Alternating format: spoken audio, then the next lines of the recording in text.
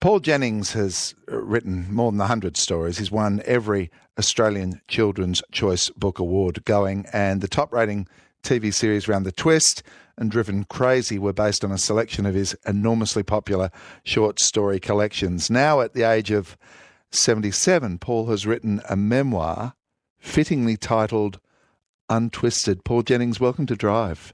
Thanks, Jeff. Lovely to be talking with you. And nice to talk to you. And on behalf of parents everywhere, Paul, thank you for writing the stories that our kids wanted to read. Well, thank you. It's lovely to look back and remember all those exciting times when I was writing those. It was a big part of my life. I really love this observation from your book, which referenced what you called the nicest letter you reckon you'd ever received, and it came from an 11-year-old boy. Do you remember it?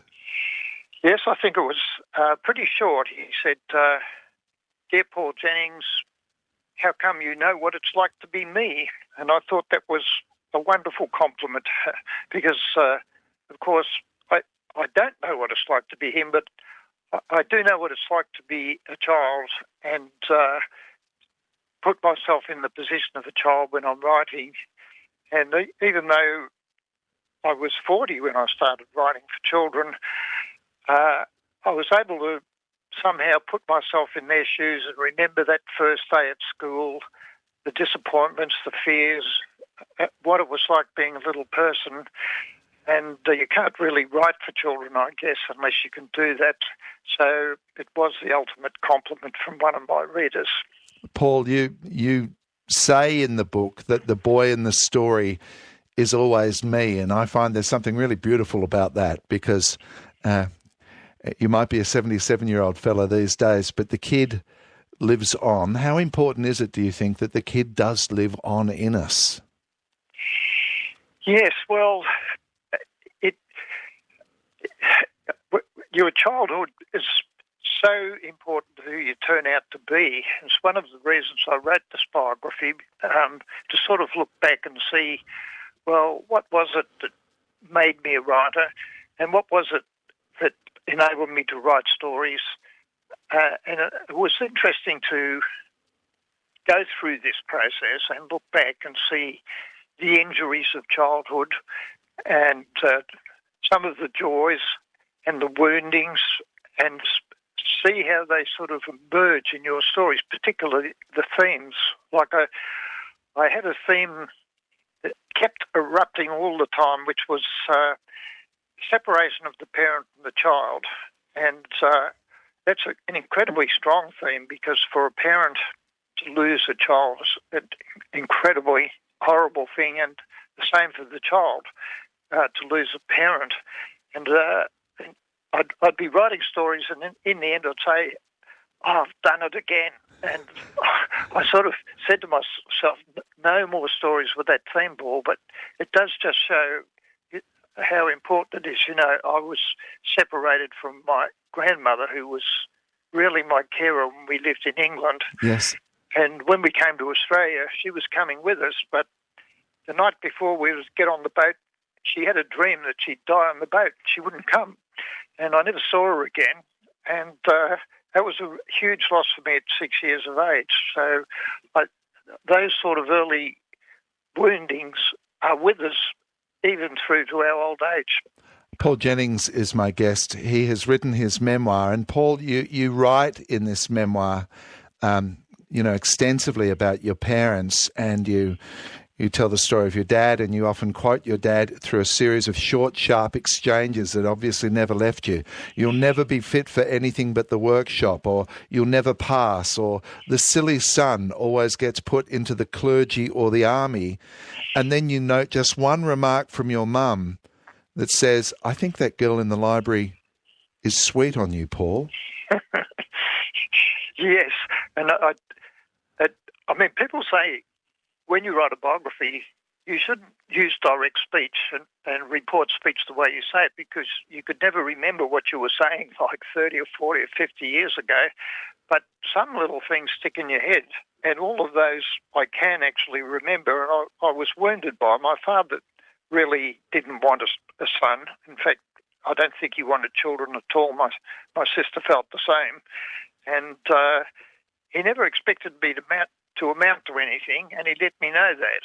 And when I was in year 11, he said to me that your friend Timothy, who was a year ahead of me, he failed his matriculation, and you're not as smart as him, so you won't be able to do it. So I had to leave school, and I was bundled off at the age of 17 to teachers' college, and his belief that I was no good, I'd sort of embraced it myself. But I did manage to do my matriculation at night school, and finally get a university degree. When he came to the graduation, his comment was, you didn't get honours. And that sort of... whereas my mother, as you pointed out, Jeff, one little saying, that girl in the library thinks she's sweet on you and she's got good taste. It just shows how important it is to praise your children and to let them feel that they're good. A little tick of affirmation in a kid's life. That's right, exactly. You had a great passion for teaching kids to read, and then you would embark on this other career to write the books that made them want to read. How do you reflect on that, Paul? Because I know you became very, very famous, probably quite wealthy. Your personal circumstances, from what I've read in the book, were often quite tumultuous. But the very essence of what you have succeeded here, encouraging kids to write and then writing what they want to read, do you reflect on that with a great deal of pride? Well, yes, I guess I do. The first class I had, I was only 18 years old when I started teaching them, and there were 15 children with learning disabilities, and I knew nothing about teaching children with those problems. I was just straight out of college. And some people from the psychology and guidance branch came to see me, and I could tell they were appalled that an ex-student had been given this class. And as they left, one of them said to me, look, if you can find a book that every one of them can read and wants to read, you'll have at least done something. And I sort of accepted that as a challenge. And I could find a book that they could read, but I found it hard to find one they wanted to read. Yes. But it took me, another 20 years before I actually put pen to paper. But in all that time, I had been working with children in areas of learning disability in one way or another. Paul Jennings is my guest on the Drive program at 6 minutes to 6 o'clock. If you get the opportunity to read this memoir, I think you will rip through it the way your kids would rip through anything that Paul wrote. Now, I mentioned, Paul, that you've written more than 100 short stories. And your book tells me you always think you will never come up with another decent one. Why the self-doubt? Well, actually, it is so hard. I mean, I read somewhere that Enid Blyton could just knock them out, and she did. She knocked out hundreds of books, and I think she sold over 600 million. Yes. But for me, it's wringing it out. I sit down there and looking for a good idea, throwing things in the bin, starting, restarting, and it is really quite hard. And I'll be scribbling away in my little book, and then suddenly something will click, and I'll say, and I'll write down, yes, and then I'm away and I'm enjoying it. Yeah, but the task, and it's one of those things, isn't it, that a lot of people think it looks easy, but you have to use the appropriate language for children. You are paring everything back all the time. A couple of years ago, I spent a little bit of time with Dame Linley Dodd, who wrote the Helen McCleary stories, and she was every single word mattered to her, every single word. Yes, that's right. I wouldn't ever put anyone off having a go at it, because you never know what you can do. But I did spend a fair bit of time looking at the literature and just what makes a story easy to read. And, you know, there are some obvious things like make your character called Tim or Tom, but not Christopher, because it's a harder word to read. Your sentences can be shorter.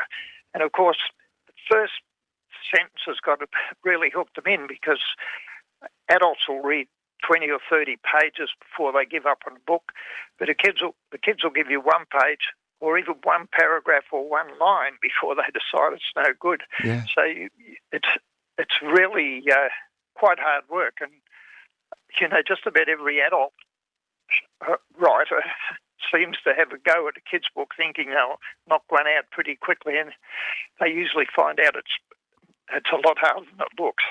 What did success bring you? Because you had enormous amount of fame, and I would imagine you had a few quid, and you also had a few cars. And did you actually have a glass-fronted garage? Yes, show off. It's my shame. I blush now, but I did get carried away with it. And I mean, when my first book did hit the bestseller list, I was incredibly naive about a lot of aspects of the world, and you know, my first little proper tour I did with great trepidation. And, you know, I didn't know where to sit in the restaurant. You wouldn't believe this, you know, but very quickly I adapted, and very quickly, you know, the travelling around business class and so on. And did it go to your head? It did. It went to my head big time. You know, my publisher, Penguin, flew me from New York to London in a Concorde, and I ended up, I had 7 cars. I was very keen on the historic cars, like E-Type Jaguar, that sort of thing. Yeah. And I had this big garage made with glass-fronted doors so that I could look at them as I walked past. But I later realised, no, that was for everyone else to look at them, Paul. You'd find yourself looking at your reflection in the shop windows, you know, and it did cause a lot of unhappiness. You started to feel privileged, and I did get quite depressed, and I had mental health problems, and I ended up going to a very wise therapist for quite a long time. But I said to him, do you think it's all right to have 7 cars? And I said, they're worth a lot of money. And he said, I thought he'd say to me, well, look, think of all the good you could do with that money, Paul. But what he said was, your ego might be able to handle it, but mine couldn't. And I straight away knew he was right. The whole thing had just gone to my head, and I sold them all except one. And it did show me that you had to work on yourself. Even at 77, I mean, this memoir is really an effort to see my life, try and put it into perspective. And yes, it's like looking at it from a bird's eye view, like a map spread out, and you can see all these things in your past and think, oh, that's why I did that. And well, I can tell you, it's an absolutely fantastic read. It doesn't matter who you write for. You write absolutely beautifully. Paul Jennings, thank you so much for joining me